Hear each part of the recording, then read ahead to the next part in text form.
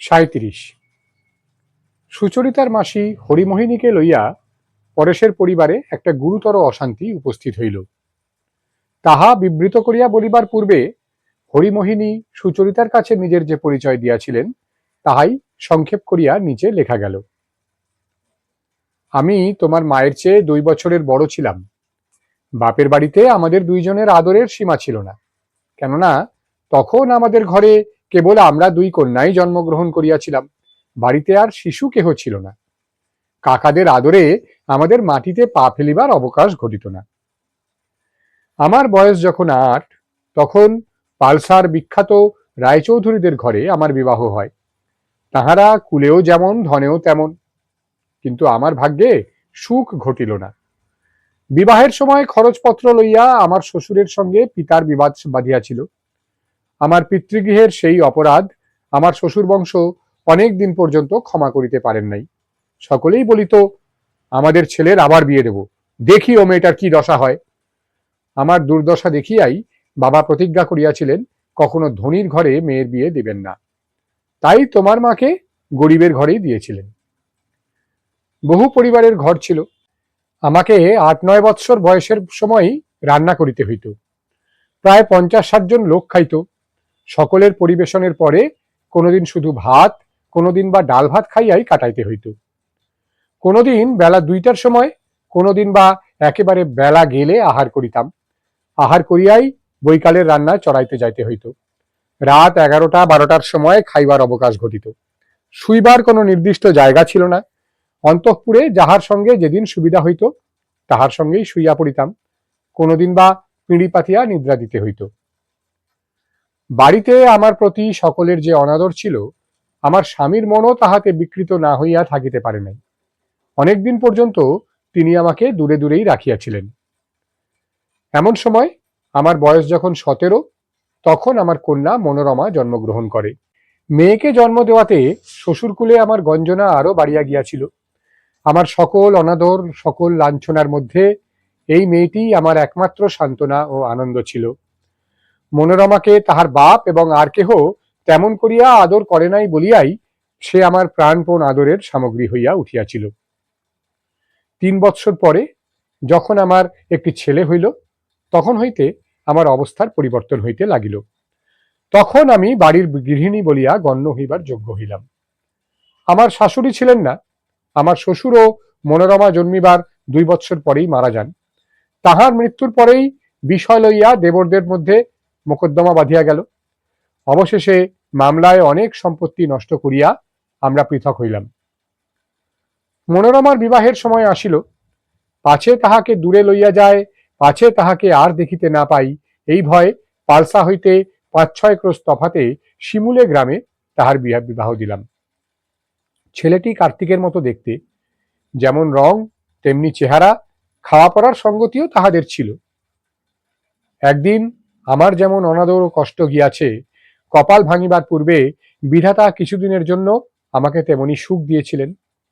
শেষাশেষি আমার স্বামী আমাকে বড়ই আদর ও শ্রদ্ধা করিতেন। আমার সঙ্গে পরামর্শ না করিয়া কোনো কাজই করিতেন না। এত সৌভাগ্য আমার সহিবে কেন? কলেরা হইয়া 4 দিনের ব্যবধানে আমার ছেলে ও স্বামী মারা গেলেন। যে দুঃখ কল্পনা করিলেও অসহ্য বোধ হয়, তাহাও যে মানুষের সয়, ইহাই জানাইবার জন্য ঈশ্বর আমাকে বাঁচাইয়া রাখিলেন। ক্রমেই জামাইয়ের পরিচয় পাইতে লাগিলাম। সুন্দর ফুলের মধ্যে যে এমন কাল সাপ লুকাইয়া থাকে, তাহা কে মনে করিতে পারে? সে যে কুসংসর্গে পড়িয়া নেশা ধরিয়াছিল, তাহা আমার মেয়েও কোনোদিন আমাকে বলে নাই। জামাই যখন তখন আসিয়া নানা অভাব জানাইয়া আমার কাছে টাকা চাহিয়া লইয়া যাইত। সংসারে আমার তো আর কাহারও জন্য টাকা জমাইবার কোনো প্রয়োজন ছিল না। তাই জামাই যখন আবদার করিয়া আমার কাছ হইতে কিছু চাহিত, সে আমার ভালোই লাগিত। মাঝে মাঝে আমার মেয়ে আমাকে বারণ করিত, আমাকে ভর্ৎসনা করিয়া বলিত, তুমি অমনি করিয়া উহাকে টাকা দিয়া উহার অভ্যাস খারাপ করিয়া দিতেছ। টাকা হাতে পাইলে উনি কোথায় যে কেমন করিয়া উড়াইয়া দেন, তাহার ঠিকানা নাই। আমি ভাবিতাম, তাহার স্বামী আমার কাছে এমন করিয়া টাকা লইলে তাহার শ্বশুরকুলের অগৌরব হইবে, এই ভয়ই বুঝি মনোরমা আমাকে টাকা দিতে নিষেধ করে। তখন আমার এমন বুদ্ধি হইল যে আমি আমার মেয়েকে লুকাইয়া জামাইকে নেশার করি যোগাইতে লাগিলাম। মনোরমা যখন তাহা জানিতে পারিল, তখন সে একদিন আমার কাছে আসিয়া কাঁদিয়া তাহার স্বামীর কলঙ্কের কথা সমস্ত জানাইয়া দিল। তখন আমি কপাল চাপড়াইয়া মরি। দুঃখের কথা কি আর বলিব, আমার একজন দেওরই কুসঙ্গ এবং কুবুদ্ধি দিয়া আমার জামাইটির মাথা খাইয়াছে। টাকা দেওয়া যখন বন্ধ করিলাম এবং জামাই যখন সন্দেহ করিল যে আমার মেয়েই আমাকে নিষেধ করিয়াছে, তখন তাহার আর কোনো আবরণ রহিল না। তখন সে এত অত্যাচার আরম্ভ করিল, আমার মেয়েকে পৃথিবীর লোকের সামনে এমন করিয়া অপমান করিতে লাগিল যে তাহাই নিবারণ করিবার জন্য আবার আমি আমার মেয়েকে লুকাইয়া তাহাকে টাকা দিতে লাগিলাম। জানিতাম আমি তাহাকে রসাতলে দিতেছি, কিন্তু মনোরমাকে সে অসহ্য পীড়ন করিতেছে এ সংবাদ পাইলে আমি কোনো মতে স্থির থাকিতে পারিতাম না। অবশেষে একদিন, সেদিনটা আমার স্পষ্ট মনে আছে, মাঘ মাসের শেষাশেষি, সে বছর সকাল সকাল গরম পড়িয়াছে। আমরা বলা বলি করিতেছিলাম, এরই মধ্যে আমাদের খিড়কির বাগানের গাছগুলি আমের বলে ভরিয়া গেছে। সেই মাঘের অপরাহ্নে আমাদের দরজার কাছে একটি পালকি আসিয়া থামিল। দেখি মনোরমা হাসিতে হাসিতে আসিয়া আমাকে প্রণাম করিল। আমি বলিলাম, কি মনু, তোদের খবর কি? মনোরমা হাসি মুখে বলিল, খবর না থাকলে বুঝি মার বাড়িতে শুধু শুধু আসতে নেই? আমার বেয়ান মন্দ লোক ছিলেন না। তিনি আমাকে বলিয়া পাঠাইলেন, বৌমা পুত্র সম্ভাবিতা, সন্তান প্রসব হওয়া পর্যন্ত তাহার মার কাছে থাকিলেই ভালো। আমি ভাবিলাম সেই কথাটাই বুঝি সত্য। কিন্তু জামাই যে এই অবস্থাতেই মনোরমাকে মারধর করিতে আরম্ভ করিয়াছে এবং বিপদপাতের আশঙ্কাতেই বেয়ান তাহার পুত্রবধূকে আমার কাছে পাঠাইয়া দিয়াছেন, তাহা আমি জানিতেও পারি নাই। মনু এবং তাহার শাশুড়িতে মিলিয়া আমাকে এমনি করিয়া ভুলাইয়া রাখিল। মেয়েকে আমি নিজের হাতে তেল মাখাইয়া স্নান করাইতে চাহিলে মনোরমা নানা ছুতায় কাটাইয়া দিত। তাহার কোমল অঙ্গে যেসব আঘাতের দাগ পড়িয়াছিল, সে তাহা মায়ের দৃষ্টির কাছেও প্রকাশ করিতে চাহে নাই। জামাই মাঝে মাঝে আসিয়া মনোরমাকে বাড়ি ফিরাইয়া লইবার যাইবার জন্য গোলমাল করিত। মেয়ে আমার কাছে ঠাকাতে টাকার আবদার করিতে তাহার ব্যাঘাত ঘটিত। ক্রমে সে বাধাও আর সে মানিল না। টাকার জন্য মনোরমার সামনেই আমার প্রতি উপদ্রব করিতে লাগিল। মনোরমা জেদ করিয়া বলিত, কোনো মতেই টাকা দিতে পারিবে না। কিন্তু আমার বড় দুর্বল মন, পাছে জামাই আমার মেয়ের উপর অত্যন্ত বেশি বিরক্ত হইয়া উঠে, এই ভয় আমি তাহাকে কিছু না দিয়া থাকিতে পারিতাম না। মনোরমা একদিন বলিল, মা, তোমার টাকা করেই সমস্ত আমিই রাখিব, বলিয়া আমার চাবি ও বাক্স সব দখল করিয়া বসিল। জামাই আসিয়া যখন আমার কাছে আর টাকা পাইবার সুবিধা দেখিল না এবং মনোরমাকে যখন কিছুতেই নরম করিতে পারিল না, তখন সুর ধরিল মেজ বউকে বাড়িতে লইয়া যাইব। আমি মনোরমাকে বলিতাম, দে মা, ওকে কিছু টাকা দিয়েই বিদায় করে দে, নইলে ও কি করে বসে কে জানে। কিন্তু আমার মনোরমা একদিকে যেমন নরম, আরেকদিকে তেমনি শক্ত ছিল। সে বলিত, না, কোনো মতেই টাকা দেওয়া হবে না। জামাই একদিন আসিয়া চক্ষু রক্তবর্ণ করিয়া বলিল, কাল আমি বিকেলবেলা পালকি পাঠিয়ে দেব, বউকে যদি ছেড়ে না দাও তবে ভালো হবে না, বলে রাখছি। পরদিন সন্ধ্যার পূর্বে পালকি আসিলে আমি মনোরমাকে বলিলাম, মা, আর দেরি করে কাজ নেই, আবার আসছে সপ্তাহে তোকে আনবার জন্য লোক পাঠাবো। মনোরমা কহিল, আজ থাক, আজ আমার যেতে ইচ্ছে হচ্ছে না মা, আর দুদিন বাদে আসতে বলো। আমি বলিলাম, মা, পালকি ফিরিয়ে দিলে কি আমার খেপা জামাই রক্ষা রাখবে? কাজ নেই মনু, তুমি আজই যাও। মনু বলিল, না মা, আজ নয়, আমার শ্বশুর কলিকাতায় গিয়েছেন, ফাল্গুনের মাঝামাঝি তিনি ফিরে আসবেন, তখন আমি যাব। আমি তবু বলিলাম, না, কাজ নাই মা। তখন মনোরমা প্রস্তুত হইতে গেল। আমি তাহার শ্বশুর বাড়ির চাকর ও পালকির বেহারাদিগকে খাওয়াইবার আয়োজনে ব্যস্ত রহিলাম। যাইবার আগে যে একটু তাহার কাছে থাকিব, সেদিন যে একটু বিশেষ করিয়া তাহার যত্ন লইব, নিজের হাতে তাহাকে সাজাইয়া দিব, সে যে খাবার ভালোবাসে তাহাই তাহাকে খাওয়াইয়া দিয়া বিদায় দিব, এমন অবকাশ পাইলাম না। ঠিক পালকিতে উঠিবার আগে আমাকে প্রণাম করিয়া পায়ের ধুলা লইয়া কহিল, মা, আমি তবে চলিলাম। সে যে সত্যই চলিল, সে কি আমি জানিতাম? সে যাইতে চাহে নাই, আমি জোর করিয়া তাহাকে বিদায় করিয়াছি। এই দুঃখে বুক আজ পর্যন্ত পুড়িতেছে, সে আর কিছুতেই শীতল হইল না। সেই রাত্রেই গর্ভপাত হইয়া মনোরমার মৃত্যু হইল। এই খবর যখন পাইলাম, তাহার পূর্বেই গোপনে তাড়াতাড়ি তাহার সৎকার শেষ হইয়া গেছে।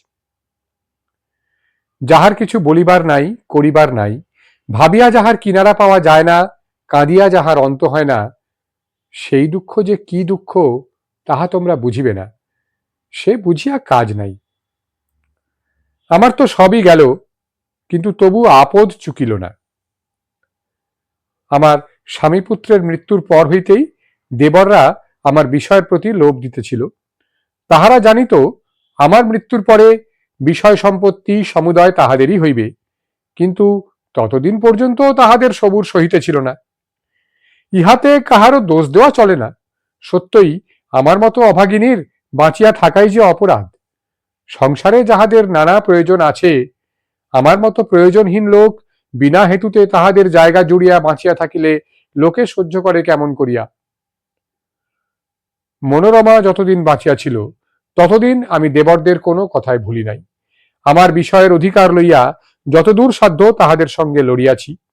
আমি যতদিন বাঁচি, মনোরমার জন্য টাকা সঞ্চয় করিয়া তাহাকে দিয়া যাইব, এই আমার পণ ছিল। আমি আমার কন্যার জন্য টাকা জমাইবার চেষ্টা করিতেছি, ইহাই আমার দেবরদের পক্ষে অসহ্য হইয়া উঠিয়াছিল। তাহাদের মনে হইত আমি তাহাদেরই ধন চুরি করিতেছি।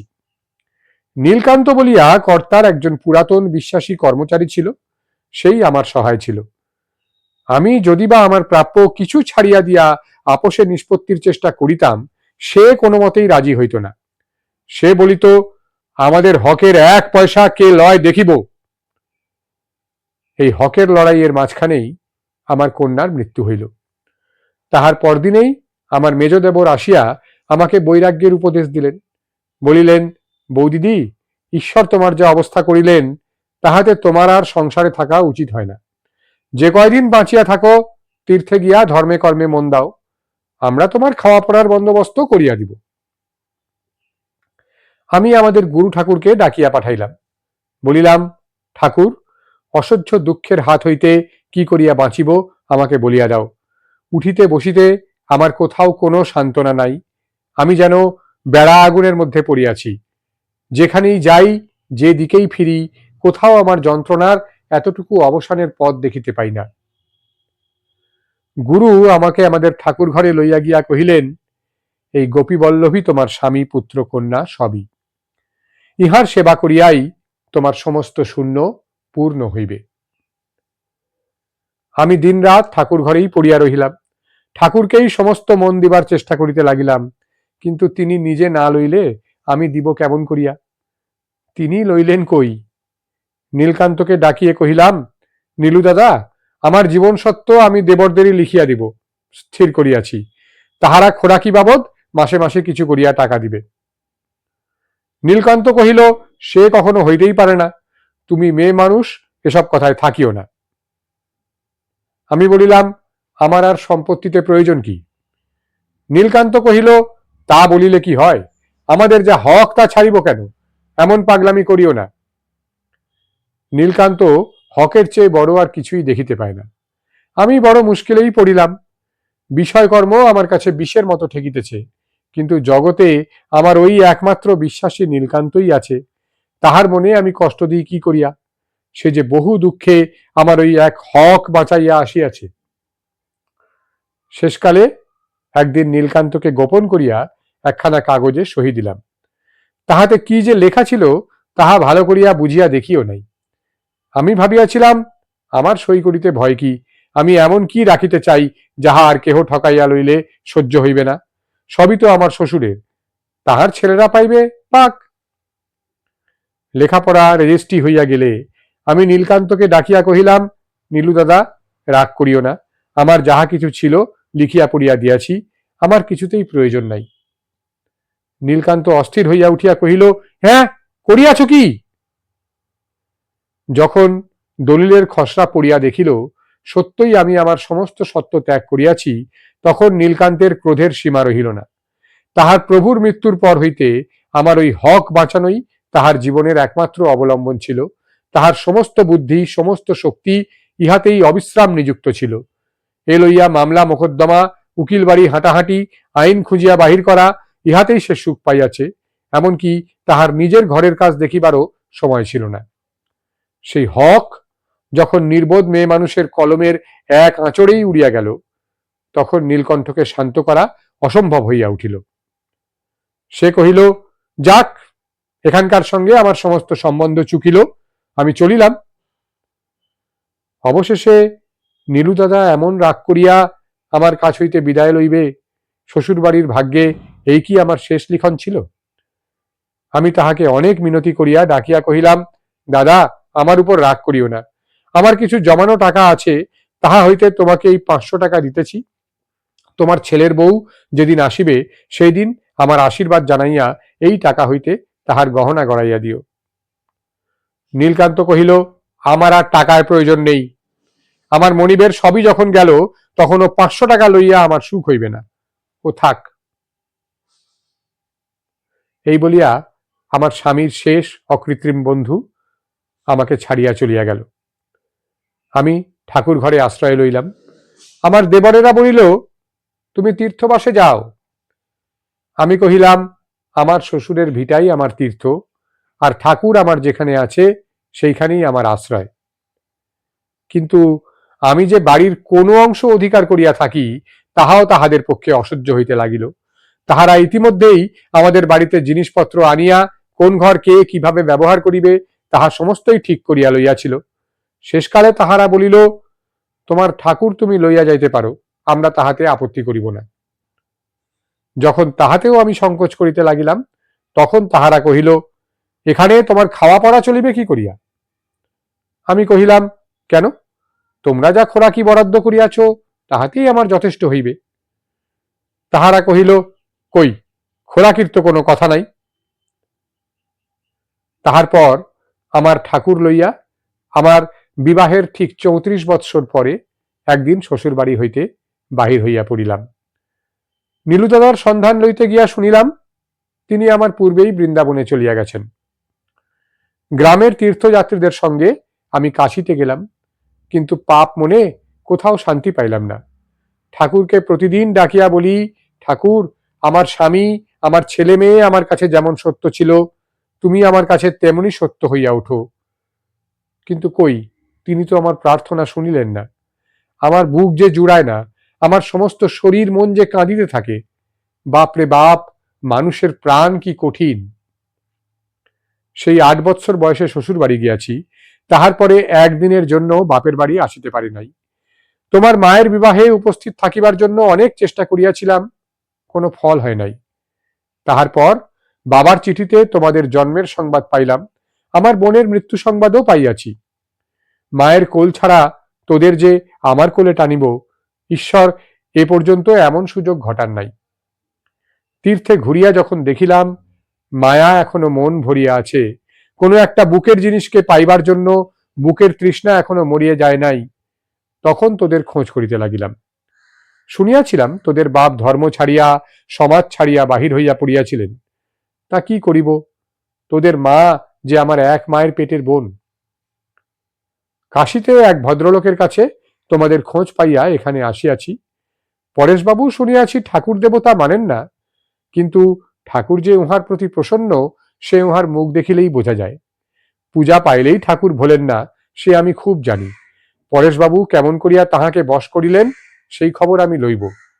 যাই হোক বাছা, একলা থাকিবার সময় এখনো আমার হয় নাই, সে আমি পারি না। ঠাকুর যেদিন দয়া করেন করিবেন, কিন্তু তোমাদের কোলের কাছে না রাখিয়া আমি বাঁচিব না। 38। পরেশ বরদা সুন্দরীর অনুপস্থিতিকালে হরিমোহিনীকে আশ্রয় দিয়াছিলেন। ছাতের উপরকার নিভৃত ঘরে তাহাকে স্থান দিয়া, যাহাতে তাহার আচার রক্ষা করিয়া চলবার কোন রকম বিঘ্ন না ঘটে, তাহার সমস্ত বন্দোবস্ত করিয়া দিয়াছিলেন। বরদা সুন্দরী ফিরিয়া আসিয়া তাহার ঘরকন্যার মধ্যে এই একটি অভাবনীয় প্রাদুর্ভাব দেখিয়া একেবারে হাড়ে হাড়ে জ্বলিয়া গেলেন। তিনি পরেশকে খুব তীব্র স্বরেই কহিলেন, এ আমি পারব না। পরেশ কহিলেন, তুমি আমাদের সকলকেই সহ্য করতে পারছ, আর ওই একটি বিধবা অনাথাকে সইতে পারবে না? বরদা সুন্দরী জানিতেন পরেশের কাণ্ডজ্ঞান কিছুমাত্র নাই। সংসারে কিসে সুবিধা ঘটে বা অসুবিধা ঘটে সে সম্বন্ধে তিনি কোনোদিন বিবেচনা মাত্র করেন না। হঠাৎ এক একটা কাণ্ড করিয়া বসেন। তাহার পরে রাগী করো, বকো আর কাঁদো, একেবারে পাষাণের মূর্তির মতো স্থির হইয়া থাকেন। এমন লোকের সঙ্গে কে পারিয়া উঠিবে বলো? প্রয়োজন হইলে যাহার সঙ্গে ঝগড়া করাও অসম্ভব, তাহার সঙ্গে ঘর করিতে কোন স্ত্রী লোক পারে? সুচরিতা মনোরমার প্রায় এক বয়সী ছিল। হরিমোহিনীর মনে হইতে লাগিল সুচরিতাকে দেখিতেও যেন অনেকটা মনোরমারই মতো, আর স্বভাবটিও তাহার সঙ্গে মিলিয়াছে, তেমনি শান্ত অথচ তেমনি দৃঢ়। হঠাৎ পিছন হইতে তাহাকে দেখিয়া এক এক সময় হরিমোহিনীর বুকের ভিতরটা যেন চমকিয়া উঠে। এক একদিন সন্ধেবেলায় অন্ধকারে তিনি যখন একলা বসিয়া নিঃশব্দে কাঁদিতেছেন, এমন সময় সুচরিতা কাছে আসিলে চোখ বুজিয়া তাহাকে দুই হাতে বুকে চাপিয়া ধরিয়া বলিতেন, আহা, আমার মনে হচ্ছে যেন আমি তাকেই বুকের মধ্যে পেয়েছি। সে যেতে চায়নি, আমি তাকে জোর করে বিদায় দিয়ে দিয়েছি। জগৎ সংসারে কি কোনো দিন কোনো মতেই আমার সে শাস্তির অবসান হবে না? দণ্ড যা পাবার তা পেয়েছি, এবারে সে এসেছে, এই যে ফিরে এসেছে, তেমনি হাসি মুখ করে ফিরে এসেছে। এই যে আমার মা, এই যে আমার মণি, আমার ধন। এই বলিয়া সুচরিতার সমস্ত মুখে হাত বুলাইয়া তাহাকে চুমা খাইয়া চোখের জলে ভাসিতে থাকেন। সুচরিতারও দুই চক্ষু দিয়া জল ঝরিয়া পড়িত। সে তাহার গলা জড়াইয়া ধরিয়া বলিত, মাসি, আমিও তো মায়ের আদর বেশি দিন ভোগ করতে পারিনি। আজ আবার সেই হারানো মা ফিরে এসেছেন। কতদিন কত দুঃখের সময়, যখন ঈশ্বরকে ডাকবার শক্তি ছিল না, যখন মনের ভিতরটা শুকিয়ে গিয়েছিল, তখন আমার মাকে ডেকেছি। সেই মা আজ আমার ডাক শুনে এসেছেন। হরিমোহিনী বলিতেন, অমন করে বলিস নে, বলিস নে। তোর কথা শুনলে আমার এত আনন্দ হয় যে আমার ভয় করতে থাকে। হে ঠাকুর, দৃষ্টি দিও না ঠাকুর।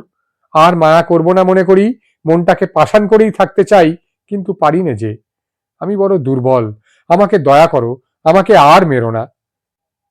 ওরে রাধারানী, যা যা, আমার কাছ থেকে ছেড়ে যা, আমাকে আর জড়াস নে রে, জড়াস নে। ও আমার গোপীবল্লভ, আমার জীবননাথ, আমার গোপাল, আমার নীলমণি, আমাকে আবার এ কি বিপদে ফেলছ? সুচরিতা কহিত, আমাকে তুমি জোর করে বিদায় করতে পারবে না মাসি। আমি তোমাকে কখনো ছাড়ব না, আমি বরাবর তোমার এই কাছেই রইলুম।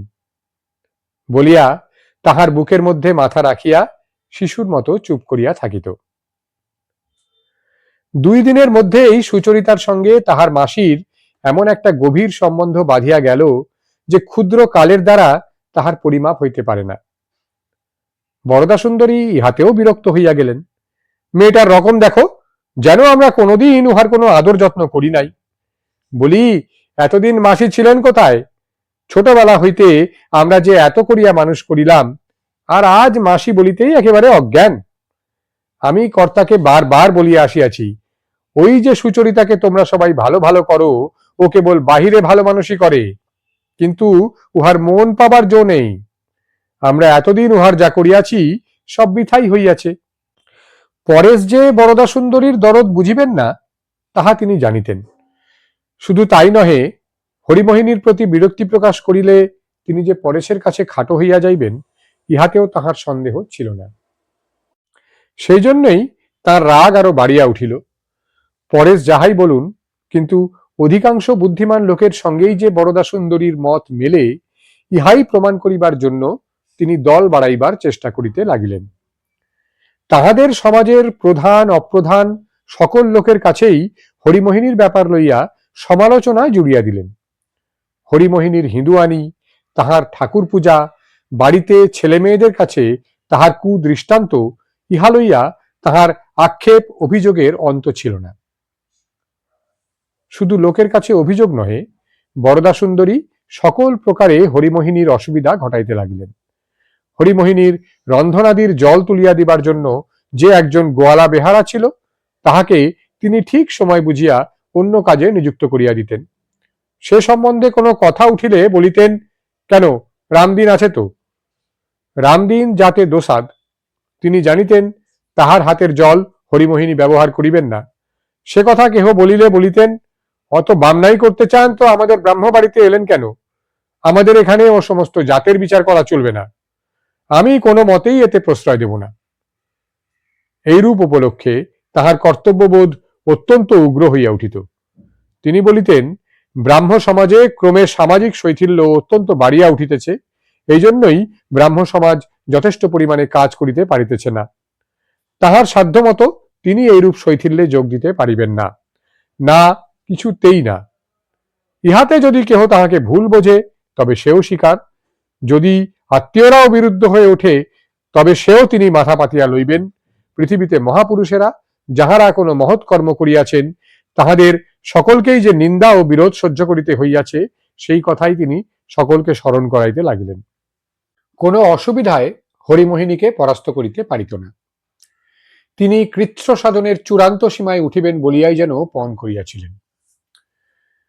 তিনি অন্তরে যে অসহ্য দুঃখ পাইয়াছেন, বাহিরেও যেন তাহার সহিত ছন্দ রক্ষা করিবার জন্য কঠোর আচারের দ্বারা অহরহ কষ্ট সৃজন করিয়া চলিতেছিলেন। এই রূপে দুঃখকে নিজের ইচ্ছার দ্বারা বরণ করিয়া তাহাকে আত্মীয় করিয়া লইয়া তাহাকে বশ করিবার এই সাধনা। হরিমোহিনী যখন দেখিলেন জলের অসুবিধা হইতেছে, তখন তিনি রন্ধন একেবারে ছাড়িয়াই দিলেন। তাহার ঠাকুরের কাছে নিবেদন করিয়া প্রসাদ স্বরূপে দুধ এবং ফল খাইয়া কাটাইতে লাগিলেন। সুচরিতা ইহাতে অত্যন্ত কষ্ট পাইল। মাসি তাহাকে অনেক করিয়া বুঝাইয়া বলিলেন, মা, এ আমার বড় ভালো হয়েছে, এই আমার প্রয়োজন ছিল, এতে আমার কোনো কষ্ট নাই, এতে বরং আমার আনন্দই হয়। সুচরিতা কহিল, মাসি, আমি যদি অন্য জাতের হাতে জল বা খাবার না খাই তাহলে তুমি আমাকে তোমার কাজ করতে দেবে? হরিমোহিনী বললেন, কেন মা, তুমি যে ধর্ম মানো সেই মতেই তুমি চলো, আমার জন্য তোমাকে অন্য পথে যেতে হবে না। আমি তোমাকে কাছে পেয়েছি, বুকে রাখছি, প্রতিদিন দেখতে পাই, এই আমার আনন্দ। পরেশবাবু তোমার গুরু, তোমার বাপের মতো, তিনি তোমাকে যে শিক্ষা দিয়েছেন তুমি সেই মেনে চলো, তাতেই ভগবান তোমার মঙ্গল করবেন। হরিমোহিনী বরদাসুন্দরীর সমস্ত উপদ্রব এমন করিয়া সহিতে লাগিলেন যেন তাহা তিনি কিছুই বুঝিতেই পারেন নাই। পরেশবাবু যখন প্রত্যহ আসিয়া তাহাকে জিজ্ঞাসা করিতেন, কেমন আছেন, কোনো অসুবিধা হইতেছে না তো, তিনি বলিতেন, আমি খুব সুখে আছি।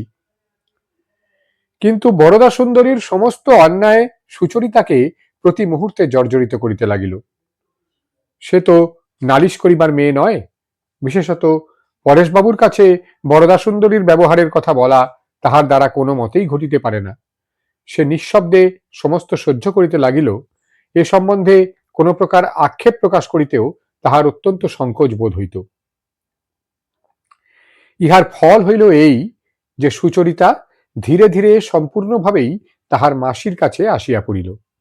মাসির বারংবার নিষেধ সত্ত্বেও আহার পান সম্বন্ধে সে তাহারই সম্পূর্ণ অনুবর্তী হইয়া চলিতে লাগিল। শেষকালে সুচরিতার কষ্ট হইতেছে দেখিয়া দায় পড়িয়া হরিমোহিনীকে পুনরায় রন্ধনাদিতে মন দিতে হইল। সুচরিতা কহিল, মাসি, তুমি আমাকে যেমন করে থাকতে বলো আমি তেমন করেই থাকবো, কিন্তু তোমার জল আমি নিজে তুলে দেব, সে আমি কিছুতেই ছাড়ব না। হরিমোহিনী কহিলেন, মা, তুমি কিছুই মনে করো না, কিন্তু ওই জলে যে আমার ঠাকুরের ভোগ হয়।